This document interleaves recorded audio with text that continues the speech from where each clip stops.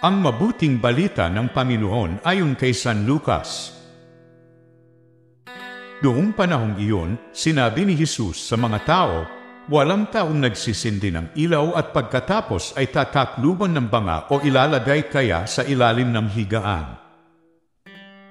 Sa halip, inilalagay ito sa talagang patungan upang makita ng mga pumapasok ang liwanag.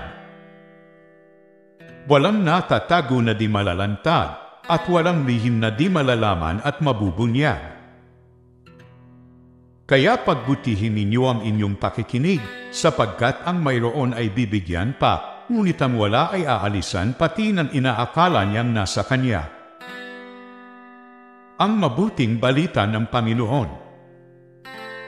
Pinupuri ka namin, Panginoong Hesukristo.